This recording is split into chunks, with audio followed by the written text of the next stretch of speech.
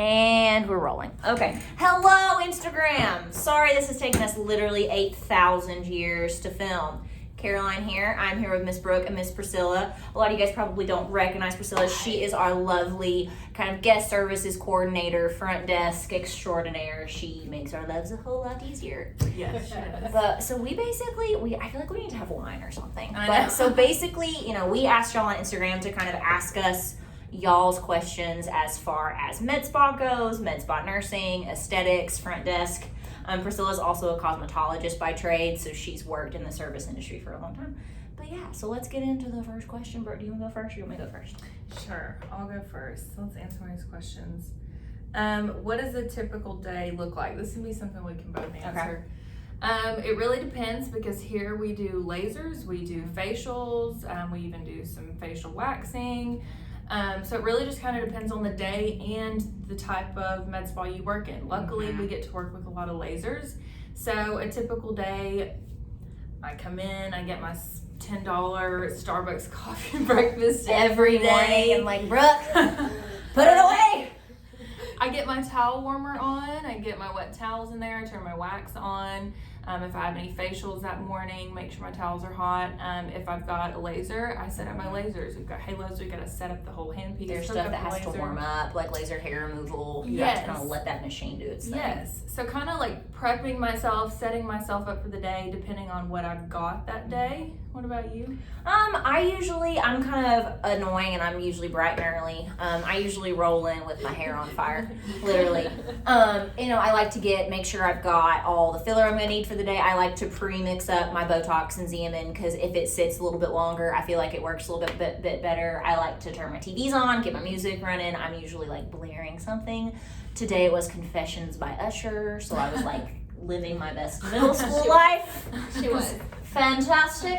But no, I usually like to look over my patient charts because I feel like that's something that they didn't teach me when I first started in med spa that has made my life significantly easier is looking at my day beforehand and kind of figuring out okay, logistically, if I have 3 patients here at the same time, who do I need to see first? Who do I know is kind of more of a talker and I need to love on a little bit? Who do I know is a wham bam, thank you ma'am, you do 30 units of Botox every 3 months and happy to see you, but they don't need their hands held. And kind of looking at that and figuring out, do I need more lidocaine going over with Brooke or Tammy or Priscilla? What Knowing your patients. Yeah. Knowing your patients. Yeah. It's a number one. Yeah. What kind of helps you start your day out best? Looking at the schedule. I'm looking for the schedule. Yeah, and that's I feel like the biggest thing with med spa is being on the same team and working together. If we're turning patients over, I feel like I've worked, I don't know about you guys personally, but I've worked with people that were too good to clean up other people's rooms for them, and there just isn't any room for that when you're busy. Tammy has been an esthetician for 15 years, and if I have a busy day and she's a little slower, she literally cleans up and turns over my rooms for me.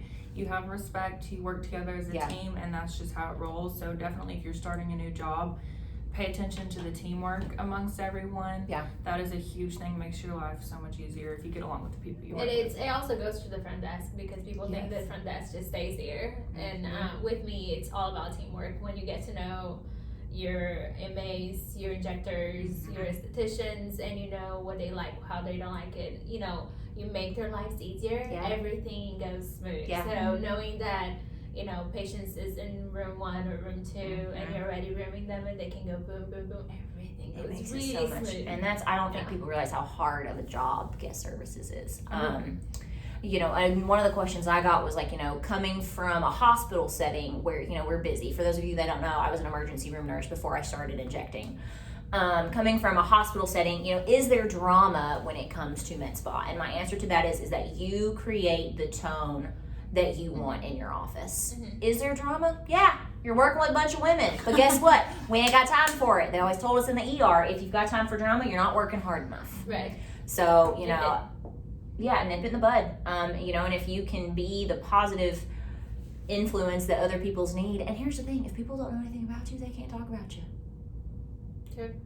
Come to work, go home. I think we're really fortunate here to we've got a really, really good team from clinical to guest services too. And I consider myself very lucky to be in that.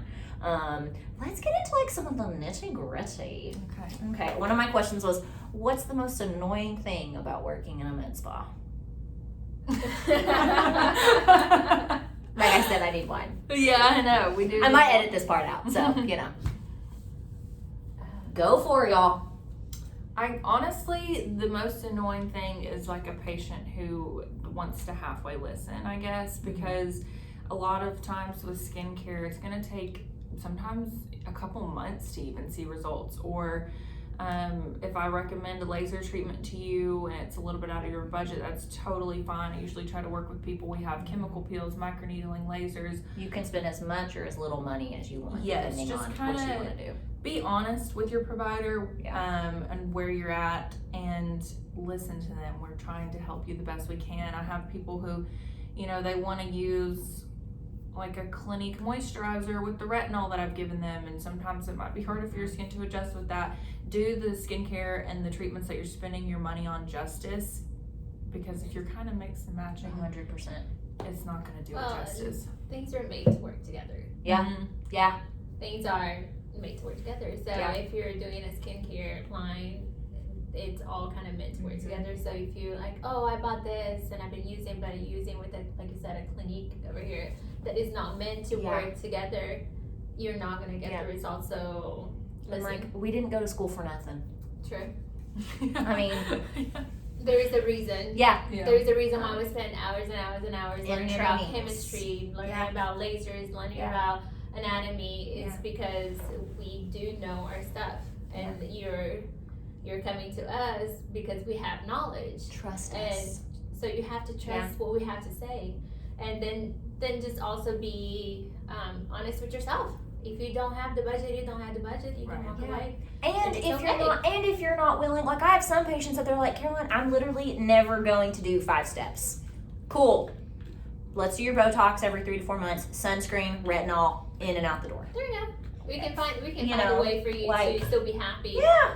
Yeah, just know that, like, I mean, if Brooke blows your face off with a laser, it's not going to look as good because if you didn't get your skin ready. But that's just the realities of, what we're doing. And one of the things that I think as an injector I struggle with is I know my limitations of what I can and cannot do.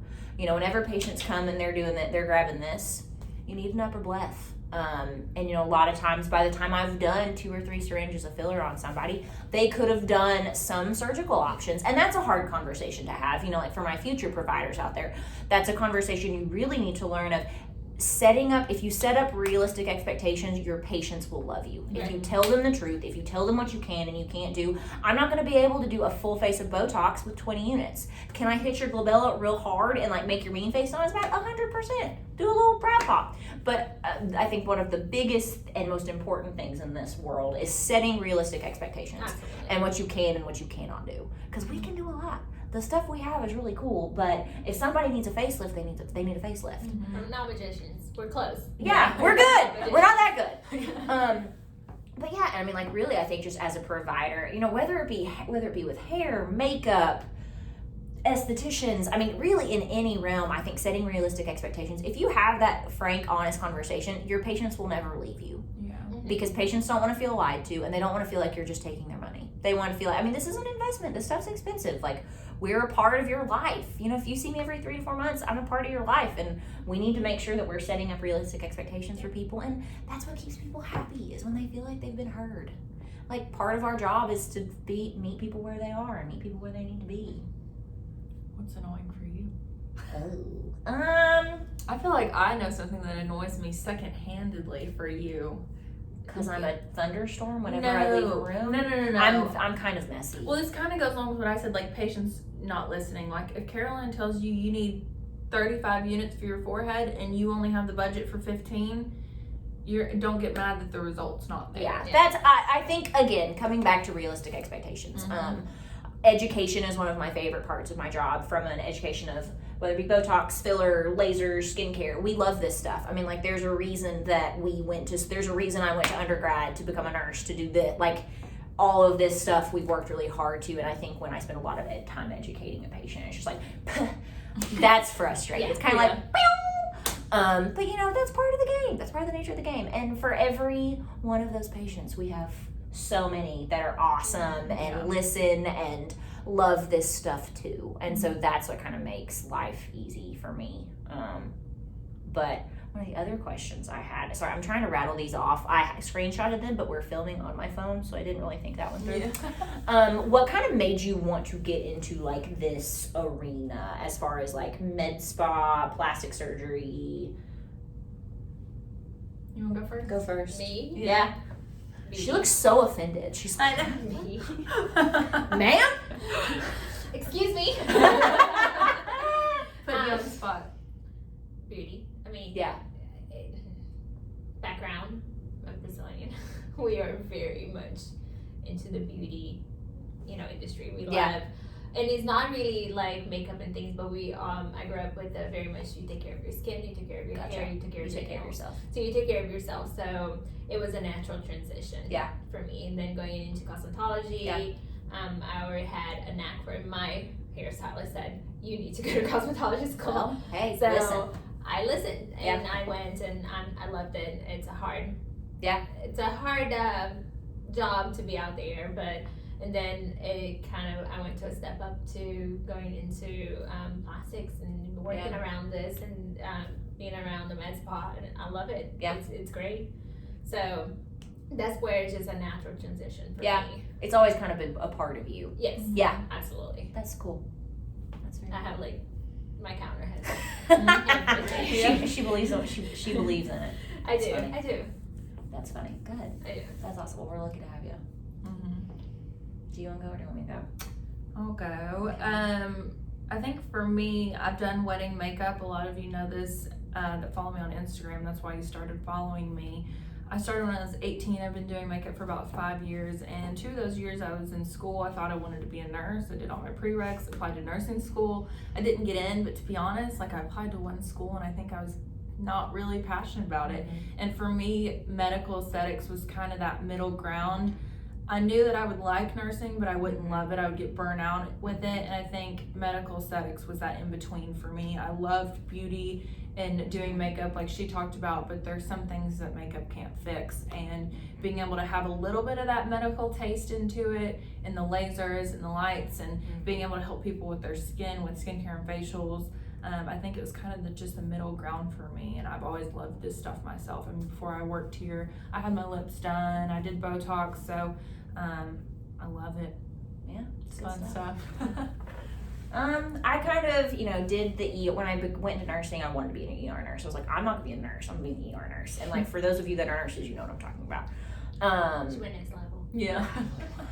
Loved it, quick and dirty, loved it, loved the quick turnover, loved how stressful it was. I met some of my best friends, shout out to you, Keely and Tori and Leisha, that are still my best friends, being in the emergency room. A lot of it for me was work-life balance. I couldn't leave it at home. I loved my patients, but I loved them a little too much to where I couldn't shut off when I needed to. And I knew long-term I needed, because I'm a happy person, and I knew I needed to figure something out that I could pour into other people, but still, not quick turnover, but like I didn't want to be bored. And I was really fortunate to find a med spa job, like pretty fresh out of school. They took such good care of me. They taught me everything I know. And it kind of just clicked. I like the really like nitpicky stuff, and I like people. And so for me, it wasn't even so much the beauty aspect of it, but it was like the client, it was the patients, it was the people aspect of it. Like, ooh, I can love on people. The relationship. Yeah, that you it's like, build with them. ooh, I can love on people and make people feel good about themselves, and like this is a job. Yeah. Like this is an actual thing, and just really never looked back. Have been super fortunate to be where we're at. So I mean, like, kind of left the ER, and whenever COVID hit, I was like, I literally told my husband, I was like, I'm going back to the ER. I can't sit on my butt, because we were closed for 2 months. But John was like, for those of y'all that know John, he was like, Caroline Beth Barnes, you're not doing that. Calm down. He was like, sit down. But no, really just like the people, and I don't really think I'll ever do anything else. I think once you find what you're good at, stick with it. I think that's one thing that we should cover on too, I got a lot of questions about, is school. Yes. So, like, what are the requirements? Okay. Is, like, because it's different for every state. Yes. But, like, can you inject as a nurse? Can you inject as an esthetician? Can you? Yes. Those lines are kind of blurred. So Yes. I think if we talk about our schooling, what you have to Okay. have, what we went through to get there. Okay. Legalities of injecting are kind of weird because laws haven't really caught up with the aesthetics industry. So for me personally, I'm a BS in RN, so I have my bachelor's of science in nursing, and I'm a registered nurse, so I pass the NCLEX, all that kind of stuff. I have to re-up my certification every 2 years. There are certifications for aesthetic nursing. It's called Certified Aesthetic Nurse Specialist. Basically, you have to have a certain amount of years in the field, and then you can test for that. In the state of Tennessee, you have to have a supervising physician. So Dr. Deal is our medical director here at SSA. So basically, he has to make sure that like I'm doing what I'm supposed to be doing, looking over my charts, looking over my patient assessments. Other than that, like as a nurse, I have a lot of autonomy. I do all my own patient diagnoses. I do all of my own injectables. In some states, estheticians can inject. I'm not super familiar. I keep telling Brooke that I just want to teach her how to do my Botox. I'm going to do it myself. She's not for it. No. As far as the legalities of other states, I don't know.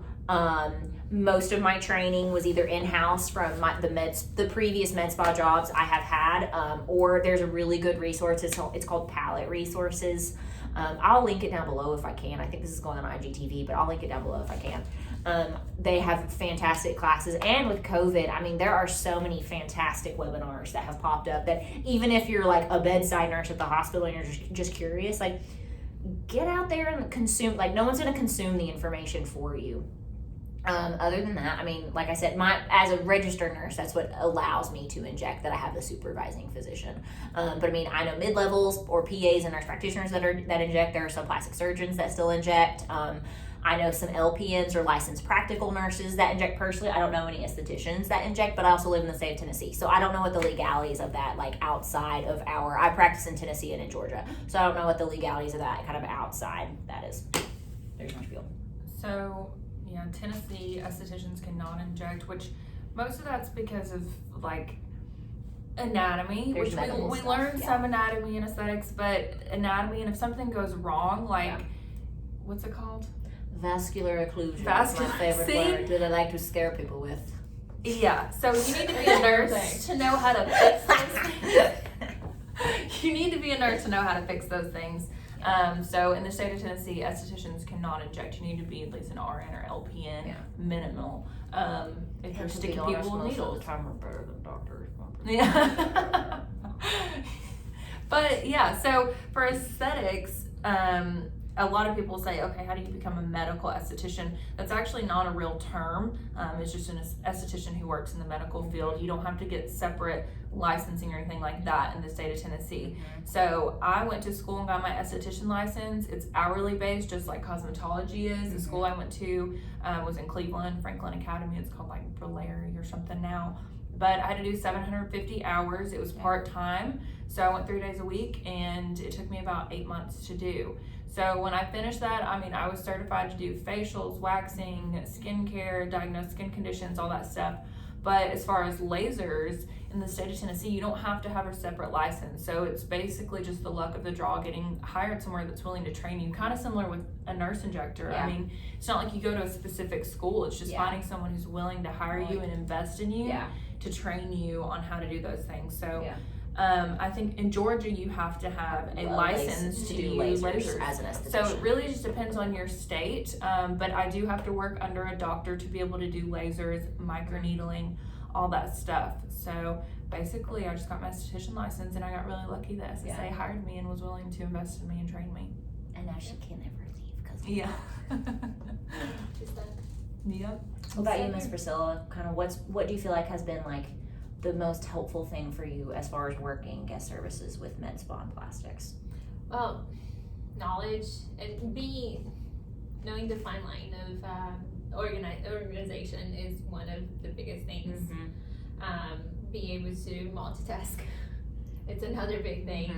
Mm-hmm. Also, being able to talk to the patients and problem solve because a lot of times it is, you know, you have some problems here and there that you do have to talk to the patients or figure it out. Little kinks in the, you know, the road here Like, and there. oh no, Caroline and Brooke overscheduled themselves. How am I going to make it look like everything's fine and nothing's burning down? Yeah. It's basically what that means. Yeah. Well, you know, when you're quadruple broke people, sometimes it happens. Yeah. But it's just knowing how to move the schedule, move things around, Yeah. and the schedule is your lifeline. Yeah. And just knowing how to when things are burning, Yeah. maintaining Then it calmness doesn't- and yeah. just kind of keeping things moving. Yeah. And maintaining everybody. So you're the calm person. Yeah. Everybody else can be going off, and you have to maintain that. Yeah. Everything's going to be okay. So and just always, you know, always having a smile on your face and a positive attitude towards everything that you're going to do.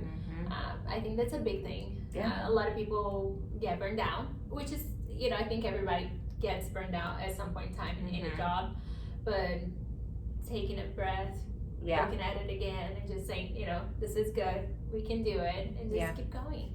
And I think remembering that people want to be, like, we're fortunate to work in a place where people want to be here, is kind of, sometimes we have to remember, like, it's like reality check. You know, like we work in a safe, clean, happy place. And so I think that's something to keep in mind too. Yeah. All I right. think front desk is very personal too, because it's like you learn your providers. Like Tammy, our other esthetician's been doing it for years. She's quicker than me, so she knows, like, she might schedule her 30 minutes for Halo. I like to have more like 45. I'm a little bit slower, and I can get like rush feeling super easily, so I like to add a little It's bit more learning the time. quirks of each person.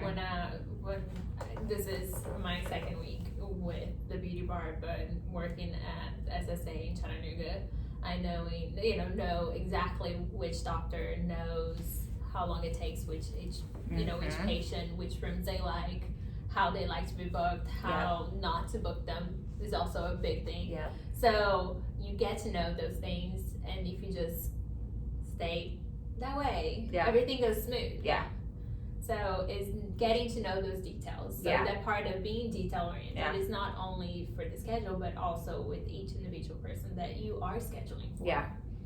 Because then that's hard as a provider, because like I'm so in the zone as far as like, okay, I'm assessing this patient, I know I have this person next door numbing, like the fact that to have someone that knows like, okay, I know that Caroline likes 45 minutes for filler and 15 minutes for Botox, and that like that kind of stuff, it just makes sure as a provider, it just makes, because I'm just worried about the patient. Right. I don't know what else is happening around me, and they know I'm kind of a hurricane. HIPAA cleanse all over. So we know it for you. So that's the whole part of the front desk, is that we know those quirks for you. So we keep things moving smoothly to make your life easier, to make your life easier. That's how I see it. It might not see how other people see it. It's just how I look at my job, is to make everybody else's life easier. If there are any Because I'm patients the watching, first. be nice to them. I'm the first line of defense. Yeah. Basically, I'm that first like barricade. She's the infantry. of everything. So, and then I can divvy up later. But when it comes to me, I can see it and move in things. And that's how I'm the little marionette. She really is, like, Lord. One of the other questions I saw that I really liked was, when did you feel competent at your job? Like, how long had you been doing this? Never. Before you had felt competent, and I was like, You learn something new literally every day. Every day. I was just talking, because today we're doing a training for guest services and front desk. We have a lot of new people, and we're doing a training on the services that we offer, skincare and all that stuff, because it's important for them to be able to relay some of that over the phone. And I feel like I was telling one of the girls, I was like, don't feel bad. I mean, I was literally here probably like 4 months before I felt like I could confidently explain every treatment that we do and skincare item that we sell, know everything about it. Like, it comes with time. I mean, don't worry, I was still in training at 4 months. I wasn't doing things. But, I mean, you still learn stuff every day. And I'm lucky I get to work with like a nurse injector and physicians and Tammy, who's been here for years. I get to learn from these people. So And part of it's just doing it. yeah. I mean, like, I remember when I first started, I was like, I'm gonna mess somebody up. Yeah. The first person I ever did the Botox on was my best friend Emma. Love her heart. She's been my guinea pig for everything. And y'all, I gave her such a spot brow. She looked crazy. Like, send help. But I mean, but I still like. Do I occasionally give somebody a spot brow? Yeah. Like, there are new fillers coming out every day. I mean, the stuff that we can do with fillers is crazy, like with Sculptra and Radiesse. And, I've got a training next week for Radiesse in the body that's like, it's going to be awesome. But it's like, the cool thing about this is there's always stuff happening. Like, coming on with SSA, the stuff that they can do with lasers is like, I mean, like, you learn something new every day. Like, I mean, do I feel confident in what I do? Yes, but you should never feel like you know everything. If you know everything, you're the dumbest person in the room. Go to the house. Yeah. Like, and if you've stopped asking questions, you're doing something wrong. Absolutely. But that's true with anything. I still don't think That's I've anywhere. had- Anywhere, anything in life. If you Yeah, stop yeah. learning, you're dead. Yeah. And like, I mean, that's the gist of it.